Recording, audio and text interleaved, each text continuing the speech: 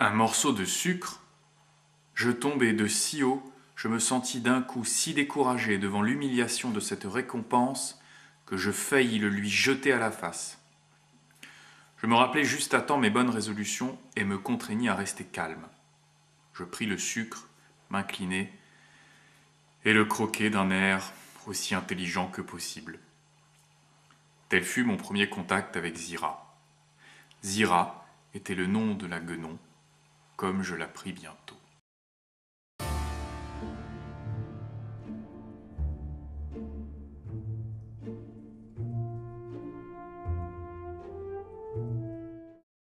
La postérité du très célèbre roman de Pierre Boulle, La planète des singes, adapté de nombreuses fois au cinéma, est l'occasion d'aborder l'œuvre d'un de mes cinéastes favoris, Tim Burton, qui réalise Sa planète des singes en 2001, un de ses plus mauvais films. Rappelons en quelques mots l'intrigue du roman de Pierre Boulle. Il s'agit du récit des aventures d'un journaliste, Ulysse Mérou. Ce que toutes les adaptations ignorent, c'est le récit cadre à l'intérieur duquel les aventures d'Ulysse Mérou sont racontées. Phyllis et Jean, des voyageurs spatiaux en voyage d'agrément, qui découvrent donc le récit d'Ulysse Mérou dans une bouteille, lancée dans l'espace. Malgré les efforts de Pierre Boulle pour maintenir l'ambiguïté sur l'identité de Phyllis et Jean, on comprend tout de suite qu'en fait il s'agit de voyageurs spatiaux simiesques, ce sont eux-mêmes des singes. Le récit donc qu'ils découvrent est celui de l'expédition organisée par le professeur Antel pour découvrir d'autres formes de vie dans l'espace. Ils orientent leurs recherches vers une étoile bételgeuse et non pas s'écrasent, mais se placent en orbite autour d'une planète, s'y rendent dans une chaloupe spatiale, et là-bas, assez rapidement, s'aperçoivent que la société est gouvernée par des singes intelligents, des singes parlants. Il y a aussi des hommes sur la planète qu'ils découvrent, mais ceux-ci sont restés à l'état animal. Et détail important, ils ne parlent pas, ils sont incapables de communiquer entre eux. Arrivés sur cette planète, qu'ils baptisent Saurore, puisqu'elle est une sœur de la Terre, où les règnes simplement ont été inversés, le professeur Antel et ses compagnons, dans leur tentative de nouer contact avec les humains qui vivent sur cette planète, sont capturés, donc par les singes intelligents, et rapidement séparés. Ensuite, c'est Ulysse Mérou qui fait le récit. Et lui va évoluer au sein de cette société de singes en étant d'abord traité comme les hommes de cette planète Saurore, c'est-à-dire comme un animal, il est enfermé en cage.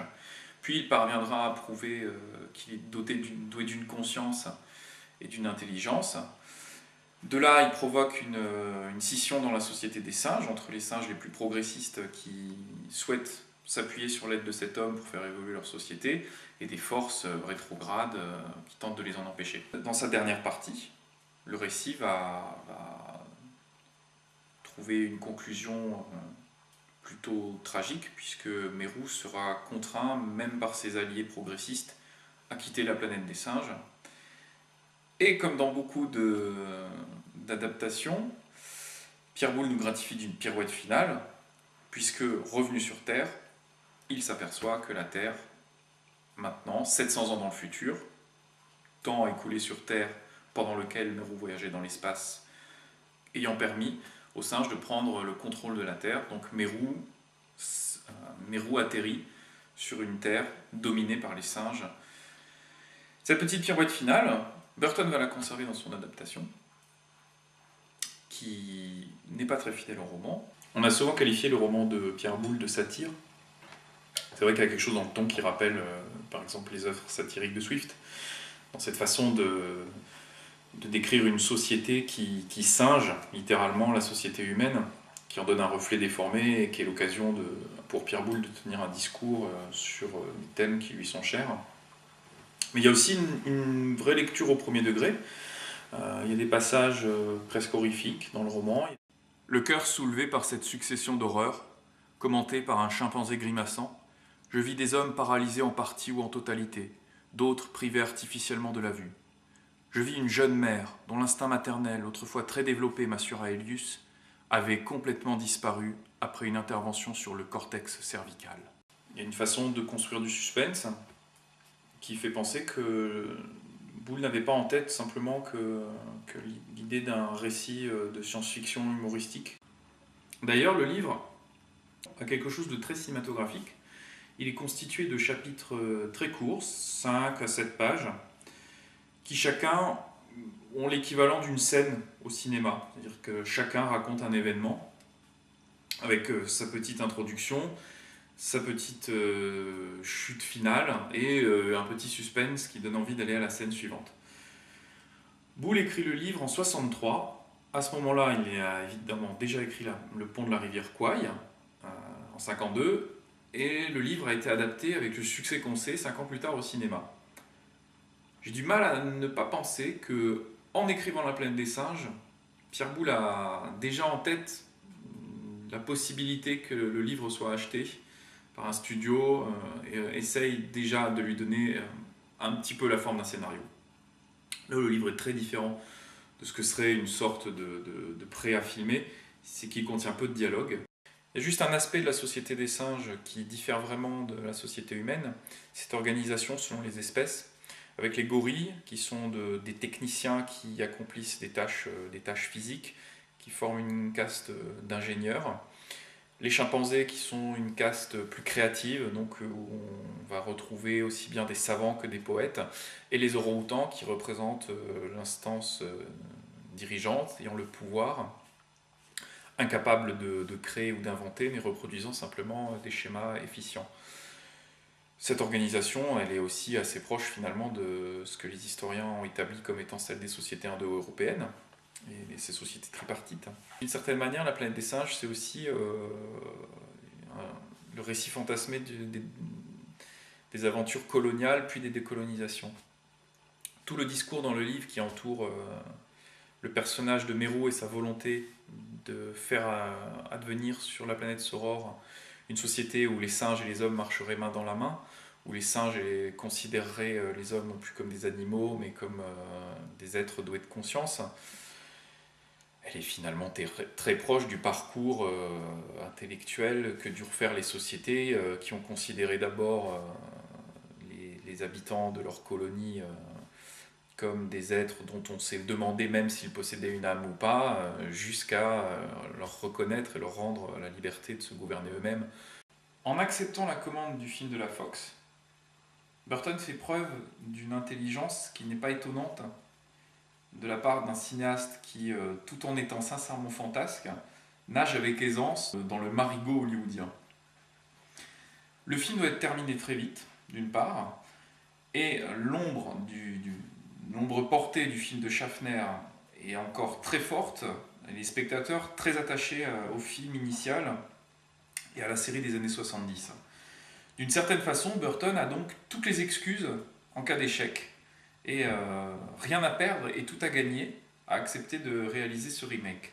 Ce qui a intéressé Burton, en tout cas c'est ce qu'il dit, dans la thématique du film, c'est la bestialité des singes. Ça, c'était une voix excitante quand le film a été annoncé. On venait de voir Sleepy Hollow, dans lequel pour la première fois Burton se confrontait à la mise en scène d'une violence frontale. Je trouve que Sleepy Hollow reste aujourd'hui un film d'une violence stupéfiante, au-delà même de sa place dans la filmographie de Burton. Et quand la bande-annonce de La planète des singes a été diffusée, le film semblait à la hauteur des attentes. On a découvert ces singes et cette très belle direction artistique qui orientait le film plutôt vers les terres de l'heroic fantasy que d'une science-fiction futuriste. Tous les espoirs étaient permis, et puis le film est sorti et on l'a vu. Le film de Burton est un mauvais film. Le héros du film de Burton, c'est quelqu'un qui part à l'aventure à la suite d'un chimpanzé. Voilà, ça peut-être là un petit clin d'œil sur la propre situation de Burton vis-à-vis du studio qui l'embauche. Aujourd'hui, dans les supermarchés, le film de Schaffner montre sur sa jaquette l'image de la Statue de la Liberté ensablée, qui est quand même la surprise finale. Donc c'est une image tellement connue qu'on peut même la mettre maintenant sur la jaquette du film quand on le vend. Donc Burton est coincé, il sait qu'il ne peut pas reprendre ce retournement, donc il essaie d'en trouver un autre. Et c'est dans le roman de Pierre Boulle qu'il va le trouver, puisque en revenant sur Terre, Leo Davidson découvre que les singes ont pris la place des hommes sur cette planète. La logique hollywoodienne, le film est une poursuite en fait, qui fait du héros une sorte de Spartacus, parce qu'il y a quand même des rapports entre cette société que Burton montre et la société romaine. Donc les humains sont esclaves et Leo Davidson est une sorte de Spartacus qui va organiser la révolte de ces esclaves. Ah, dit comme ça pourrait être bien, mais le problème c'est que Burton, malgré vraiment la grande réussite des scènes de meurtre dans Sleepy Hollow, n'est quand même pas le grand cinéaste des scènes d'action qu'il faudrait pour diriger ces scènes où il y a de nombreux figurants. C'est un film assez épique, La planète des singes. En tout cas, il y a une volonté sur le papier d'en faire un film épique. Et ça tombe quand même beaucoup à plat. La grande réussite du film, ce sont, je vais rien dire de neuf, mais les maquillages de Rick Baker, les acteurs dessous, qui pour certains excellent dans ce genre de jeu qui révèle presque plus du contorsionnisme. L'autre qui va vraiment trouver la bête qui sommeille en lui, c'est Danny Elfman, qui va amener à son univers burtonien jusqu'à présent associé à des chœurs aériens, des violons soit charmeurs, soit stressés, une section de percussions hyper massive qui vont balayer toute la partition et emporter Elfman vers des territoires complètement nouveaux pour lui. La volonté satirique du roman de Boole trouve un écho dans les intentions de Burton. Il y a des petits clins d'œil d'un goût parfois douteux à des propos tenus par des gens comme Rodney King par exemple, qu'on met dans la bouche d'un orang-outan injustement maltraité par les humains, interprété par Paul Giamatti. Il y a ce repas où est discutée la possibilité que les humains possèdent une âme ou pas. En tout cas, c'est certainement dans ces aspects parodiques, grinçants, parfois grotesques, que le film correspond le plus à Burton. Aussi mauvais que soit le film de Burton, il possède quand même plus de personnalité et plus de folie, aussi contrôlée qu'elle soit, que par exemple cette pauvre planète des singes que nous avons l'occasion de voir cet été. La chute finale, c'est qu'on se retrouve toujours avec les singes.